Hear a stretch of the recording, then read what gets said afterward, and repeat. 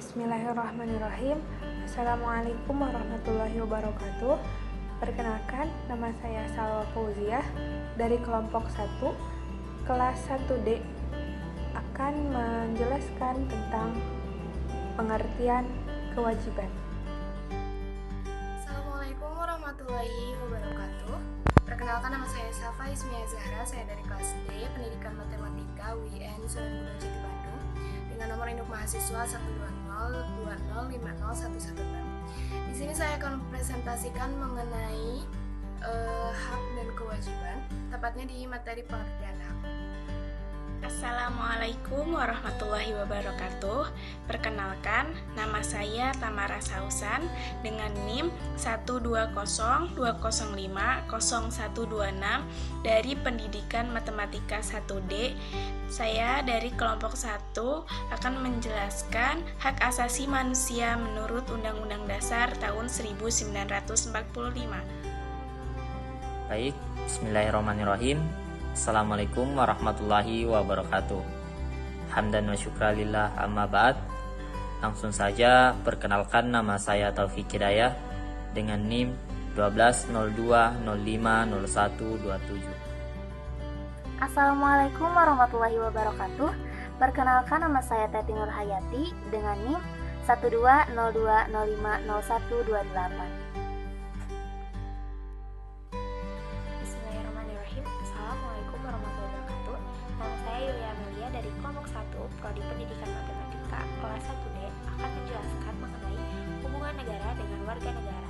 Di sini saya sendiri akan menjelaskan subbab, yaitu bagaimana kewajiban warga negara dengan negara menurut UUD 1945. Pengertian hak adalah segala sesuatu yang mutlak menjadi milik seseorang untuk menerima atau melakukan yang seharusnya diterima dan dilakukan oleh suatu pihak dan tidak dapat dituntut secara paksa.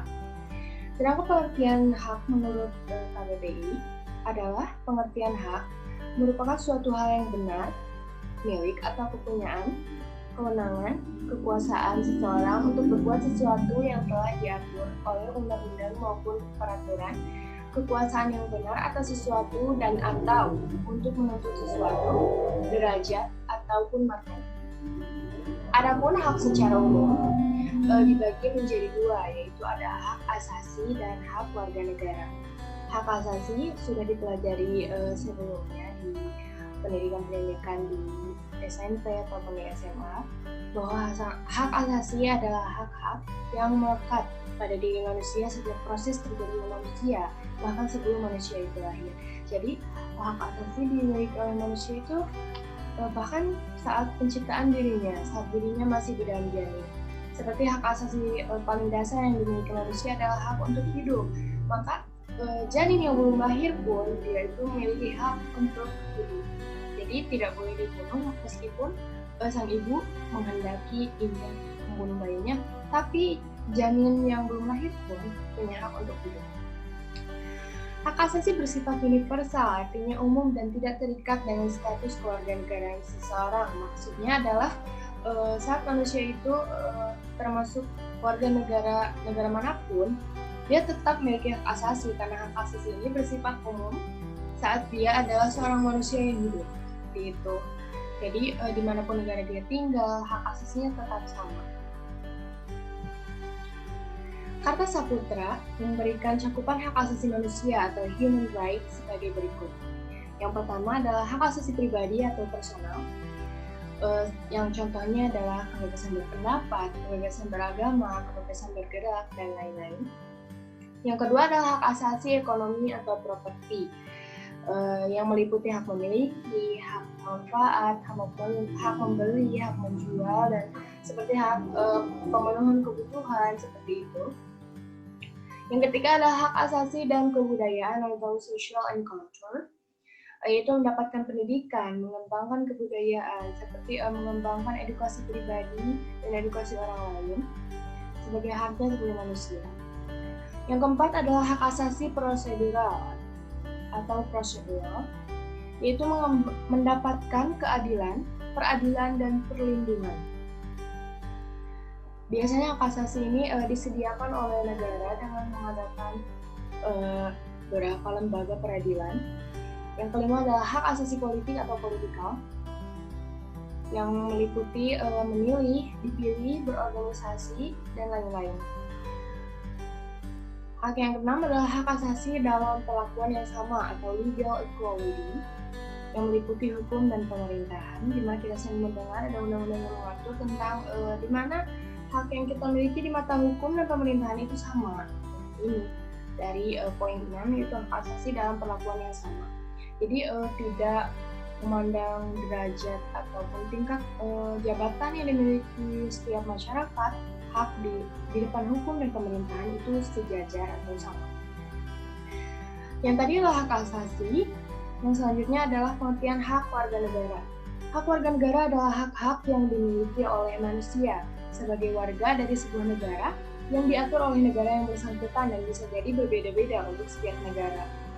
Nah, jadi hak warga negara ini adalah hak yang dimiliki suatu orang sebagai perannya sebagai warga negara dari suatu negara, dan hak tersebut tidak sama dari satu negara dengan negara lainnya. Apakah hak warga negara termasuk hak asasi? Kenyataannya tidak semua hak warga negara termasuk hak asasi. Kenapa? Karena hak asasi bersifat universal, sedangkan hak warga negara bersifat khusus sesuai dengan negara yang orang itu berada gitu. Tapi semua hak asasi merupakan hak warga negara juga, karena warga negara sendiri ia adalah manusia itu sendiri, dan setiap manusia memiliki hak asasi. Jadi setiap hak asasi termasuk hak warga negara, seperti hak untuk hidup, hak untuk berkumpul, hak untuk melanjutkan pendidikan, dan yang lain-lain. Semua hak asasi termasuk hak warga negara, tetapi tidak semua hak warga negara termasuk hak asasi. Itu tergantung daripada negara dan warga negara itu sendiri. Sekian presentasi dari saya. Wassalamualaikum warahmatullahi wabarakatuh. Bismillahirrahmanirrahim. Pengertian kewajiban. Kewajiban bisa diartikan sebagai sesuatu yang harus dikerjakan seseorang karena hukum, keharusan, atau karena itu adalah pekerjaan mereka. Kewajiban asasi adalah kewajiban dasar yang harus dijalankan oleh seseorang dalam kaitannya dengan kepentingan diri sendiri, alam semesta, masyarakat, warga negara, maupun kedudukannya sebagai makhluk Tuhan. Menurut Kamus Besar Bahasa Indonesia, kewajiban adalah sesuatu di mana seseorang terikat untuk melakukan hal-hal tertentu, dan hal ini dari hasil adat, hukum, dan lain-lain. Macam-macam kewajiban. Kewajiban terhadap diri, kewajiban terhadap alam, kewajiban terhadap makhluk hidup, dan kewajiban sebagai warga negara. Sekarang saya akan menjelaskan tentang kewajiban warga negara. Secara singkat, kewajiban warga negara adalah menjunjung hukum dan pemerintahan yang berlaku di Indonesia. Arti warga negara sendiri adalah penduduk sebuah negara atau bangsa yang berdasarkan keturunan, tempat kelahiran, dan sebagainya. Mereka mempunyai kewajiban dan hak penuh sebagai seorang warga dari negara itu. Kembali ke hak. Hak warga negara bisa diartikan sebagai semua hal yang diperoleh ataupun didapatkan oleh seorang warga negara, baik dalam bentuk kewenangan maupun kekuasaan terhadap sesuatu hal. Sementara itu, kewajiban warga negara kan segala sesuatu yang harus dikerjakan oleh warga negara itu dengan rasa penuh tanggung jawab dan sesuai dengan peraturan perundang-undangan. Hak dan kewajiban merupakan sesuatu yang tidak dapat dipisahkan. Akan tetapi, kadang atau sering terjadi pertentangan antara hak dan kewajiban. karena tidak seimbang. Contohnya, bahwa warga negara itu memiliki hak untuk memiliki kehidupan yang layak, tetapi kenyataannya banyak warga negara yang belum merasakan kesejahteraan. Semua itu bisa terjadi karena pemerintahannya yang terlalu mementingkan hak pribadi dibanding kewajibannya.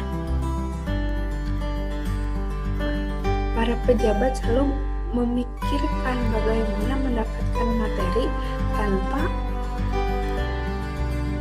memikirkan rakyatnya. Untuk mencapai kesejahteraan antara hak dan kewajiban, yaitu dengan mengetahui posisi kita sendiri. Seorang warga negara harus tahu hak dan kewajibannya, dan seorang pejabat dan pemerintah pun harus tahu hak dan kewajibannya. Jika hak dan kewajiban seimbang dan terpenuhi, kehidupan masyarakat akan aman dan sejahtera. Ya, harus seimbangnya antara hak dan kewajiban, di mana kita tidak boleh menuntut hak tanpa melakukan kewajiban. Dan kita tidak boleh menyuruh orang lain melakukan kewajiban tanpa memberinya hak. Sekian dari saya. Maaf apabila ada salah kata. Terima kasih. Assalamualaikum warahmatullahi wabarakatuh. Jadi sekarang saya akan menjelaskan terlebih dahulu mengenai hak asasi manusia yang kalian bisa lihat sendiri di PowerPoint-nya, ada peta konsep. Bagaimana sih itu? Jadi manusia itu terlebih dahulu itu diberikan suatu kemampuan oleh Tuhan berupa akal, pikiran, dan indera yang menjadikan manusia bisa membedakan benar salah, baik buruk, indah jelek. Dari kemampuan tersebutlah menjadikan manusia itu memiliki kebebasan. Nah, dari kebebasan tersebutlah muncullah suatu konsep tanggung jawab. Nah, kebebasan bertanggung jawab itu merupakan suatu bagian dari hak asasi manusia yang merupakan secara kodrati itu merupakan anugerah dari Tuhan. Gitu. Nah, kemudian saya akan menjelaskan mengenai perkembangan HAM di Indonesia menurut Bakir Manan yang banyak dikutip dari Bekri. Nah, menurutnya perkembangan HAM di Indonesia itu terbagi menjadi dua, sebelum kemerdekaan dan sesudah kemerdekaan. Nah, kalau yang sebelum kemerdekaan ini dimulai oleh para organisasi-organisasi. Yang pertama Budi Utomo. Budi Utomo itu menjelaskan atau mengeluarkan konsep berupa hak berserikat dan mengeluarkan pendapat. Perhimpunan Indonesia itu mengeluarkan untuk nasib diri sendiri atau the right of self-determination. Terus yang ketiga itu Syarikat Islam. Mereka mengeluarkan hak berupa HAM berupa hak penghidupan yang layak dan terbebas dari penindasan dan diskriminan. Kemudian PKI itu mengeluarkan HAM atau haknya berupa kesejahteraan rakyat atau berupa sosial. Nah, Indisten Partij itu mengeluarkan pendapatnya berupa kesamaan di mata hukum. PNI itu mengeluarkan haknya hak-hak politik seperti hak mengeluarkan pendapat, hak ikut berselenggara dalam negara, dan lain-lain. Nah, yang terakhir perdebatan dalam BPU PKI. Jadi Muhammad Yamin, Muhammad Hatta, Supomo, dan Insinyur Soekarno itu memperdebatkan hak-hak yaitu hak persamaan di mata hukum, memilih atau mempercayai agama dan kepercayaannya, berserikat, berkumpul, dan mengeluarkan pendapat baik tulisan maupun lisan. Kemudian perkembangan HAM setelah kemerdekaan. Yang pertama pada tahun 1945 sampai 1950. Pada tahun ini masih menekankan hak untuk merdeka, hak berserikat, dan hak mengeluarkan pendapat terutama di parlemen. Kemudian pada tahun 1950 sampai 1959. Nah, pada era ini terjadi pemasungan hak asasi sipil dan politik, yaitu hak berserikat, berkumpul, dan mengeluarkan pendapat berupa tulisan. Kemudian pada tahun 1959 sampai 1966. Nah, pada tahun ini HAM itu mengalami penurunan karena dianggap bertolak belakang atau berasal dari barat yang bertolak belakang dengan paham kekeluargaan yang ada di Indonesia. Nah, kemudian pada tahun 1966 sampai 1998, pada era ini terjadi lagi perkembangan HAM hingga terbentuk lembaga hukum untuk HAM. Kemudian pada tahun 1998 sampai sekarang. Nah, pada era ini terjadi kan setelah Orde Baru. Nah, terjadi peningkatan yang sangat pesat pada HAM, terutama pada saat amandemen UUD yang guna untuk mempertahankan HAM.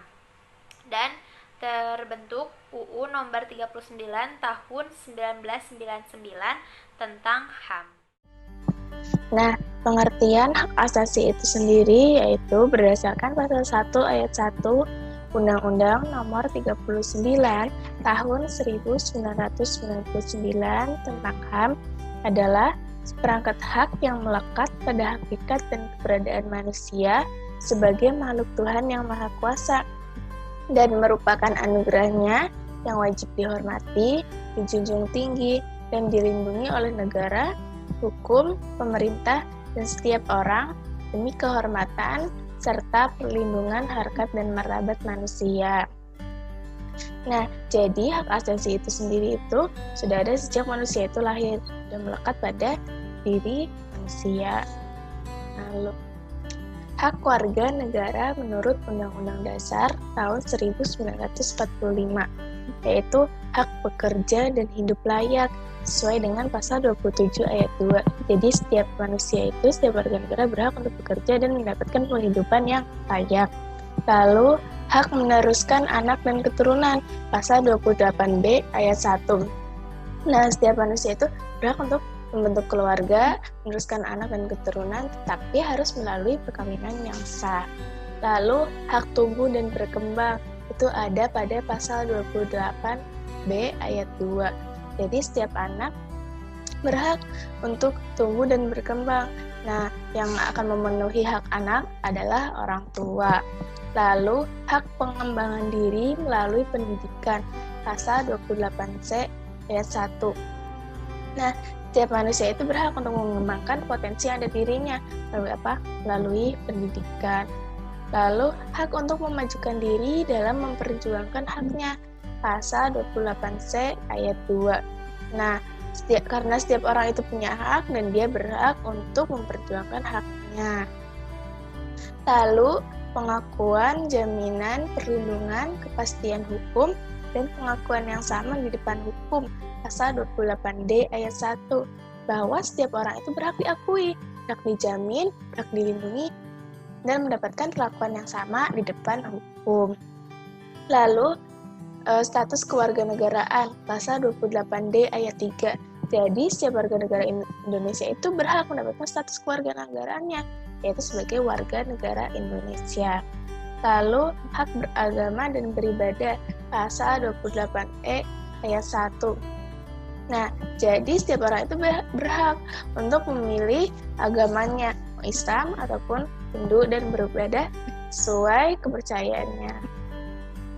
Lalu, hak kebebasan meyakini kepercayaan, menyatakan pikiran dan sikap sesuai hati nurani, pasal 28E ayat 2. Ya, jadi setiap orang itu berhak untuk meyakini kepercayaan, bebas mau meyakini kepercayaan yang mana. Lalu, hak kebebasan berserikat, berkumpul, dan mengeluarkan pendapat, pasal 28E ayat 3. Bahwa setiap orang itu bebas untuk berkumpul bersama keluarganya, berkumpul bersama komunitasnya, dan berhak untuk mengeluarkan pendapat. Itu pasal 28E ayat 3. Lalu berhak berkomunikasi, mencari, memperoleh, memiliki, menyimpan, mengolah, dan menyampaikan informasi. Itu pasal 28F. Lalu berhak untuk mendapatkan perlindungan dan rasa aman, pasal 28G ayat 1. Lalu berhak bebas dari perlakuan diskriminatif, pasal 28I ayat 2. Jadi perlakuan diskriminatif itu adalah perlakuan membeda-bedakan antara golongan yang satu dengan golongan yang lain. Lalu, hak untuk mendapatkan pendidikan, itu pasal 31 ayat 1. Nah, negara juga ternyata punya hak. Nah, hak negara itu merujuk pada teori keadilan Aristoteles, yaitu bahwa keharusan warga negara itu untuk taat pada negara. Nah, itu jadi negara itu harus ditaati oleh setiap warga negaranya. Lalu, hubungan negara dan warga negara. Ada 3 teori, yaitu pluralis, masyarakat yang menciptakan negara, sehingga negara harus tunduk pada masyarakat. Jadi, kalau menurut pluralis itu, masyarakat yang mendominasi sebuah negara. Lalu yang kedua, marxis. Marxis itu adalah negara adalah tempat kaum borjuis untuk menjalankan kekuasaannya. Nah, kalau di Marxis itu, negara yang mendominasi warga-warganya. Lalu sintesis. Sintesis itu merujuk pada teori struktur oleh Anthony Giddens. Nah, kalau sintesis itu, negara dan warga negara saling mempengaruhi. Selanjutnya saya akan menjelaskan mengenai kewajiban negara yang terkandung dalam Undang-Undang Dasar 1945. Nah, yang pertama itu pembukaan UUD 1945 alinea 4. Melindungi segenap bangsa, memajukan kesejahteraan umum, mencerdaskan kehidupan bangsa, dan ikut melaksanakan ketertiban dunia.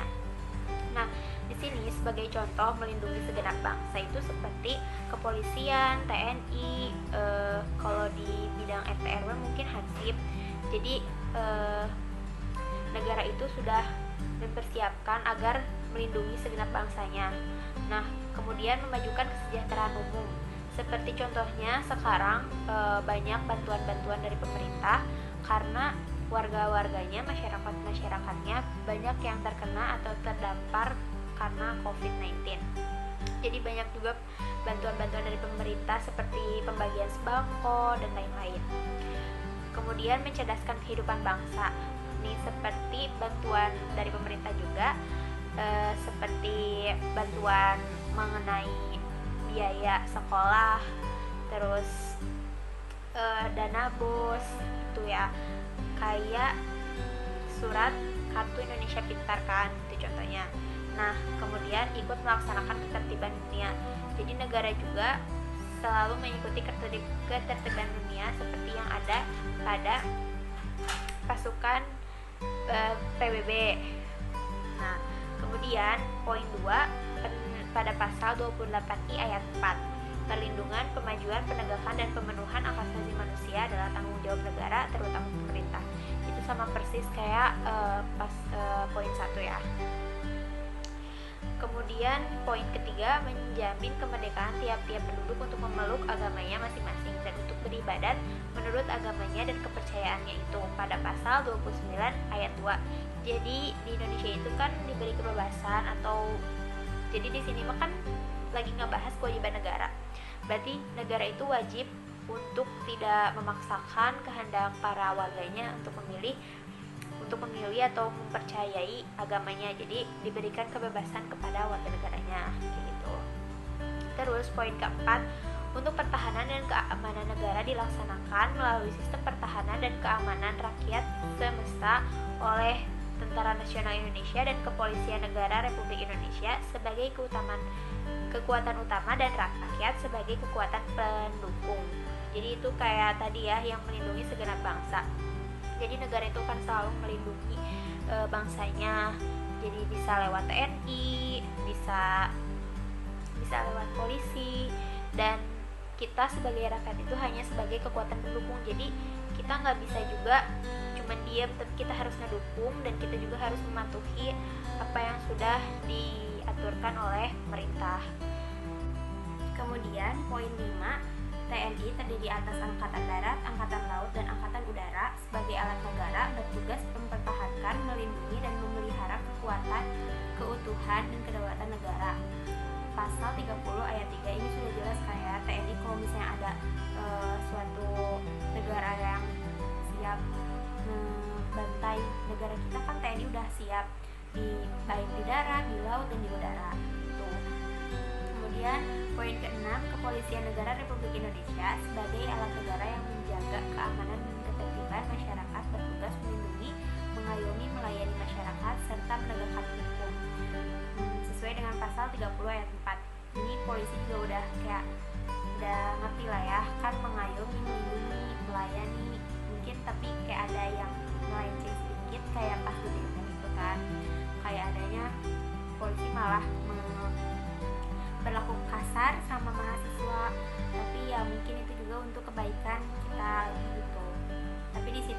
polisi mungkin untuk melindungi kita atau melindungi mahasiswa yang lagi demo supaya tidak terjadi pemberontakan atau kerusuhan yang lebih lagi. Poin 7, membiayai pendidikan dasar. Ini udah jelas kan ya, sekolah dasar itu biasanya kan pada gratis kecuali yang swasta. Nah, kalau misalnya yang negeri itu kayak udah ada dana bos dari pemerintah, jadi biasanya nggak ada biaya sama sekali gitu. Paling kayak buku yang tambahan-tambahan gitu. Sesuai dengan pasal 31 ayat 2. Kemudian poin 8, mengusahakan dan menyelenggarakan satu sistem pendidikan nasional yang meningkatkan keimanan dan ketakwaan serta akhlak mulia dalam rangka mencerdaskan kehidupan bangsa. Jadi Indonesia juga, pemerintah juga untuk harus menyelenggarakan satu sistem pendidikan nasional yang meningkatkan keimanan dan ketakwaan. Kayak udah ada pelajaran wajibkan agama. Nah, kayak gitu contohnya. Jadi kita diwajibkan untuk mempelajari agama itu karena agar kita sebagai murid atau sebagai mahasiswa itu harus memiliki akhlak yang mulia gitu. Kemudian poin ke-9, memprioritaskan anggaran pendidikan sekurang-kurangnya 20% dari anggaran pendapatan belanja negara serta dari anggaran pendapatan dan belanja daerah untuk memenuhi kebutuhan penyelenggaraan pendidikan nasional. Ini kayak biaya gitu kan, biaya bantuan dari pemerintah. Itu pasal 31 ayat 4. Kemudian poin 10, memajukan ilmu pengetahuan dan teknologi dengan menjunjung tinggi nilai-nilai agama dan persatuan bangsa untuk kemajuan peradaban serta kesejahteraan umat manusia. Nah, kita juga kan dituntut untuk mengikuti IPTEK gitu kan. Jadi kewajiban pemerintah juga harus memajukan ilmu pengetahuan dan teknologinya, jadi ya, supaya kita nggak gaptek kan. Nah, itu kayak contohnya itu Indonesia kayak udah maju sih menurut saya sendiri gitu. Udah lumayan maju, udah bagus. Kemudian poin ke-11, memajukan kebudayaan nasional Indonesia di tengah peradaban dunia dengan menjamin kebebasan masyarakat dalam memelihara dan mengembangkan nilai-nilai budaya. Jadi negara juga wajib untuk melindungi kebudayaannya itu sendiri supaya kebudayaan barat yang masih itu enggak secara keseluruhan menguasai atau misalkan menggantikan budaya-budaya tradisional kita gitu. Kemudian selanjutnya, menghormati dan memelihara bahasa daerah sebagai kekayaan budaya nasional.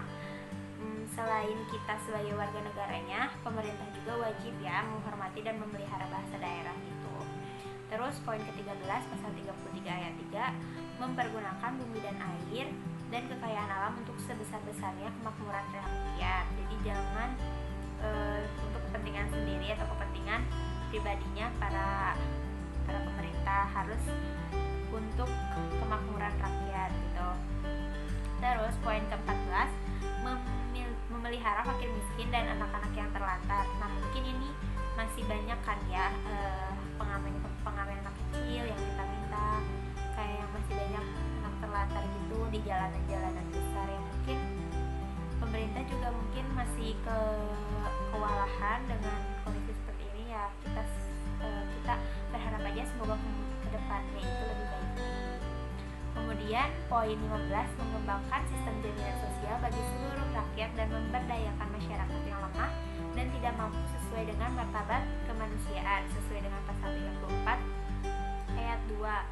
Nah, ini kayak ada jaminan sosialnya gitu, jadi jangan sampai warganya itu tertindas, warga lemahnya tuh yang tidak mampu itu tertindas. Jadi sebagai warga negara itu wajib mempersamakan warga negaranya di mata hukum gitu, atau memberi jaminan sosialnya.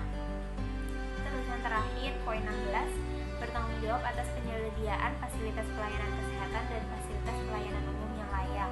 Kayak ada bantuan untuk ininya kan, untuk fasilitas kesehatannya ada bantuan dari pemerintah gitu. Sekian untuk kewajiban negaranya. Selanjutnya nanti kewajiban negara. Kemudian saya akan menjelaskan mengenai kewajiban warga negara yang terkandung dalam Undang-Undang Dasar 1945. Poin 1 pasal 27 ayat 1, menjunjung hukum dan pemerintahan itu dengan tidak ada kecualinya. Jadi kita sebagai warga negara itu tidak ada pengecualian hukum-hukum tersebut. Jadi kita harus semua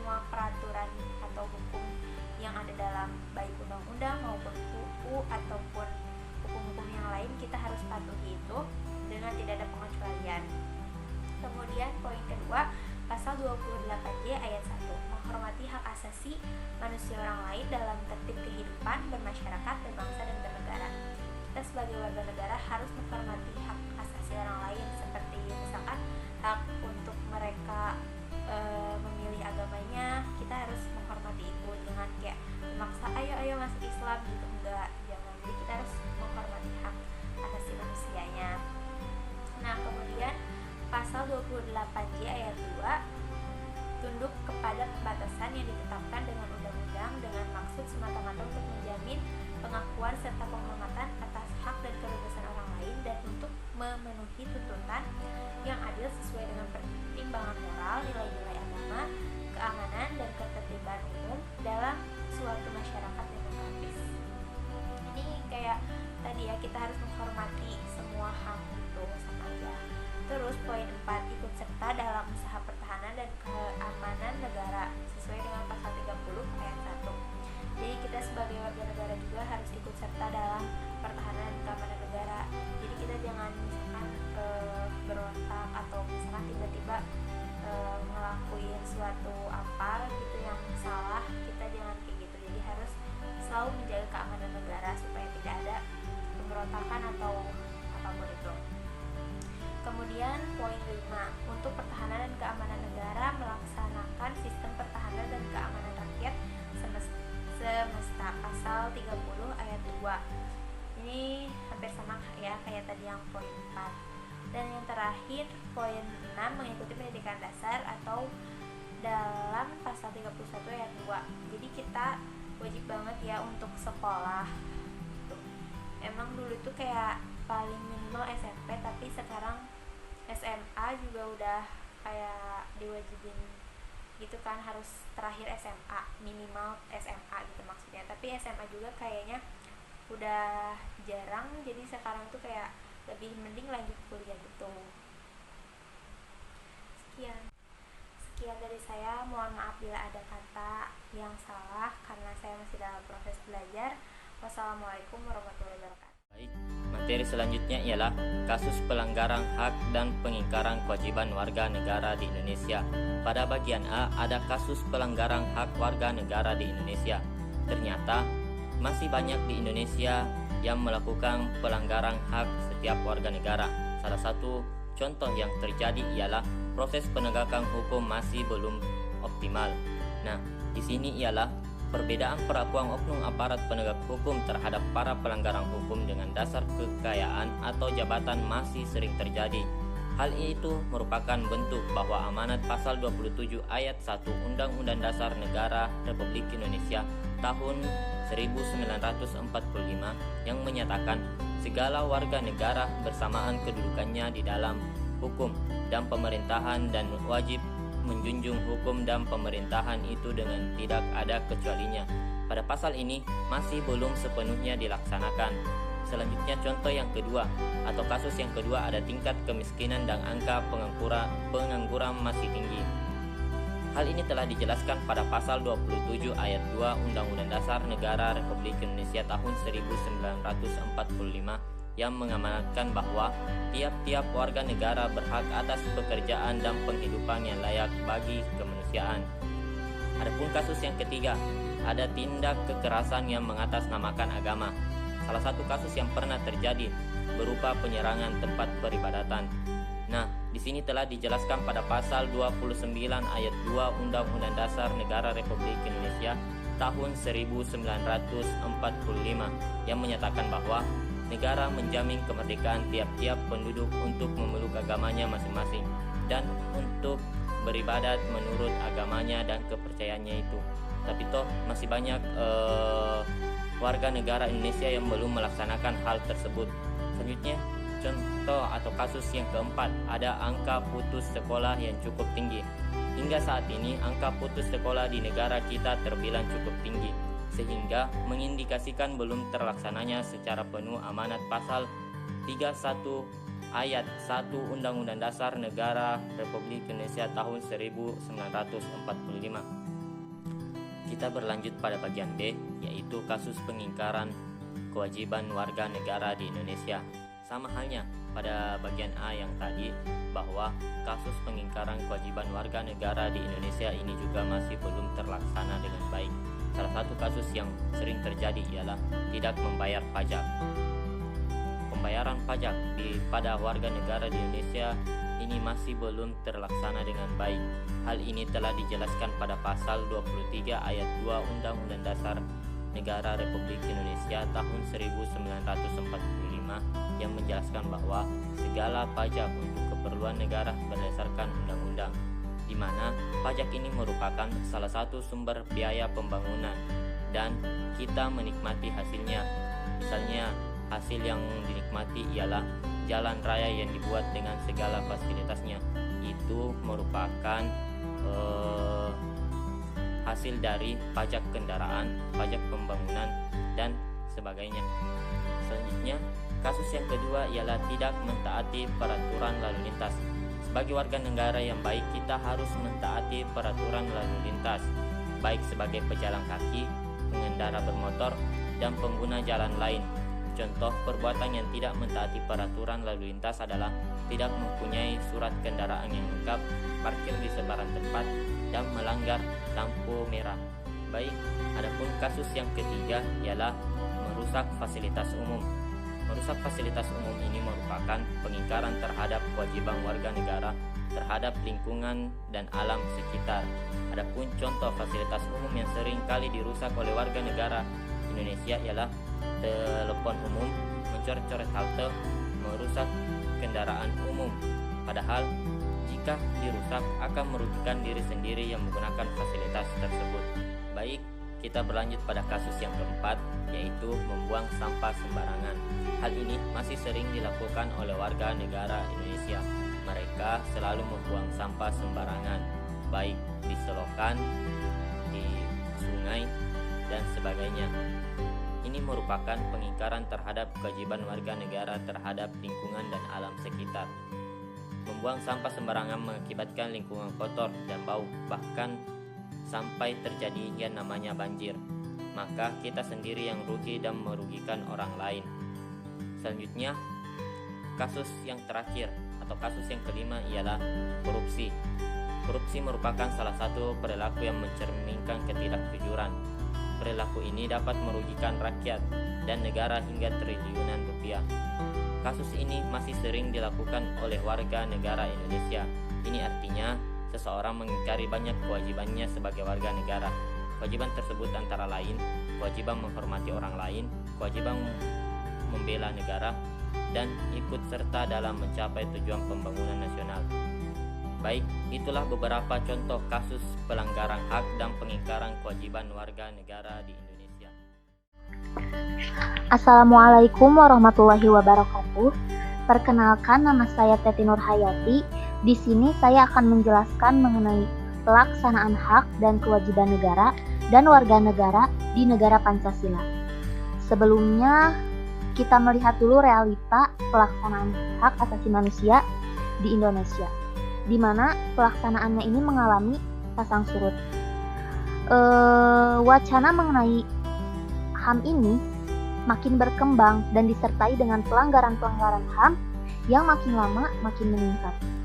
Jika kita melihat lagi fungsi negara, yaitu untuk menertibkan kekacauan yang ada di masyarakat, sehingga untuk melakukan fungsinya ini, kita itu dibutuhkan pedoman supaya dalam pelaksanaannya ini sesuai dengan apa yang kita harapkan dan bisa berjalan sesuai dengan apa yang kita harapkan.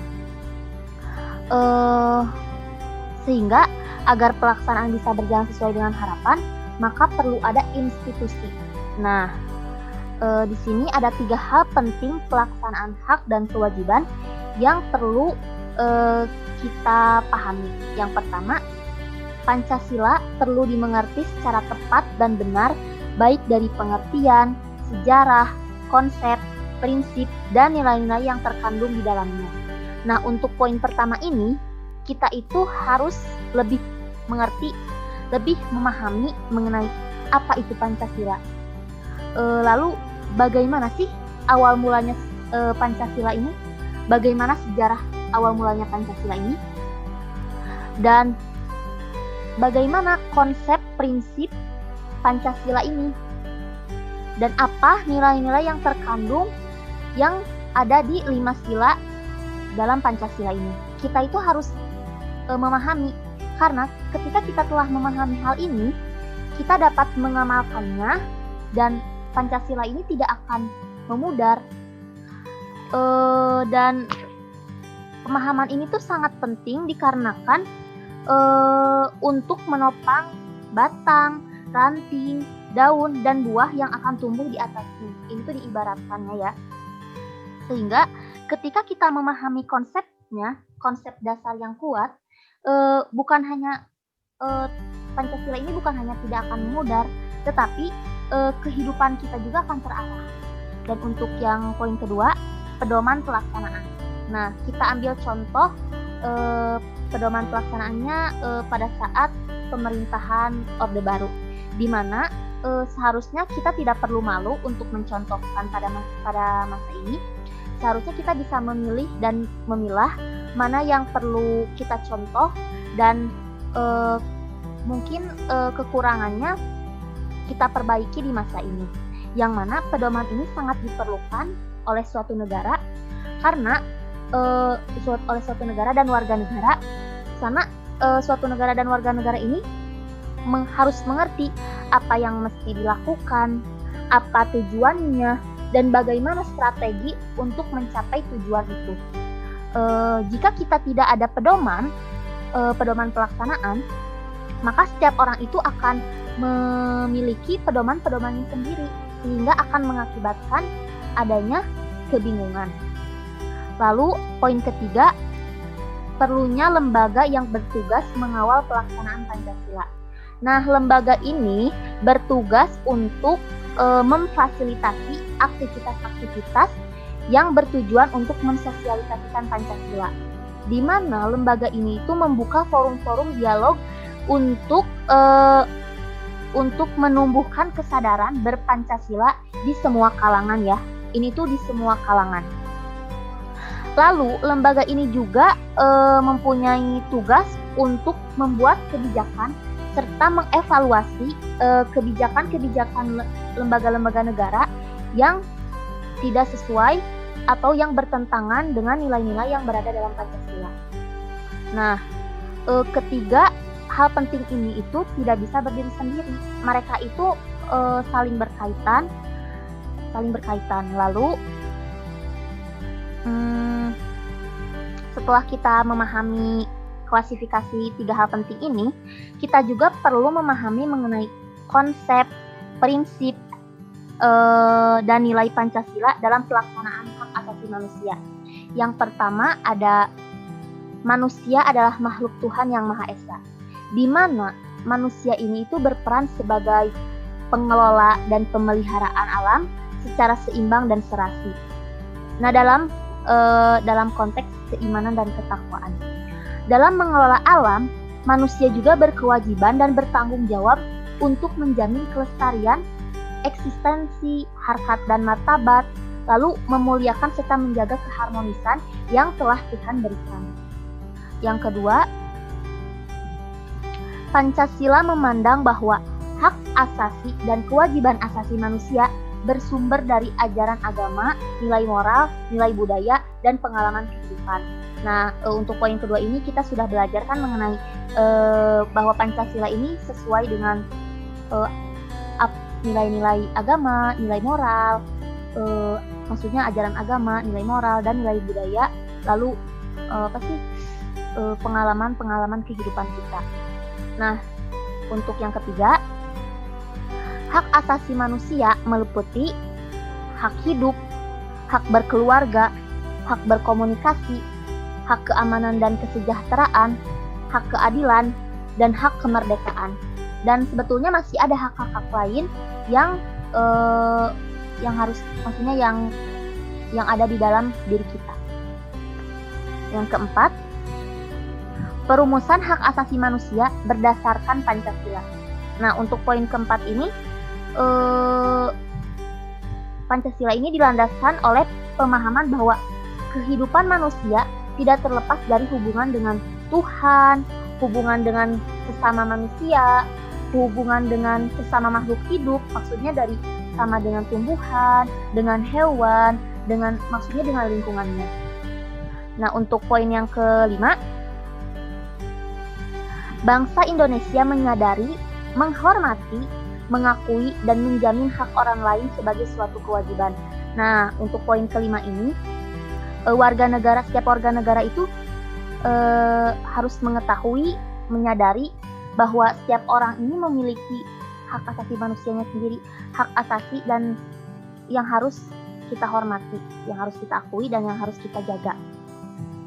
Untuk yang keenam, Negara Kesatuan Republik Indonesia mempunyai hak asasi yang harus dihormati dan ditaati oleh setiap warga negara. Nah, untuk poin keenam ini hampir sama kayak poin kelima, di mana negara kita ini mempunyai hak asasi manusia yang cukup tinggi, yang dimana hak asasi manusia ini sangat dijunjung tinggi di negara kita, sehingga harus dihormati dan ditaati oleh warga negaranya. Untuk poin terakhir, bangsa dan negara Indonesia sebagai anggota PBB mempunyai tanggung jawab dan kewajiban menghormati ketentuan Deklarasi Universal Hak Asasi Manusia pada tahun 1948 dengan semua instrumen yang terkait.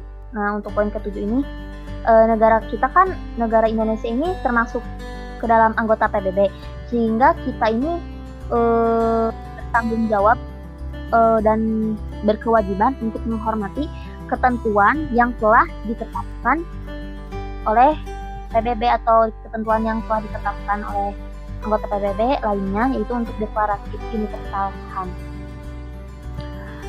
Mungkin cukup sekian untuk poin ini. Terima kasih.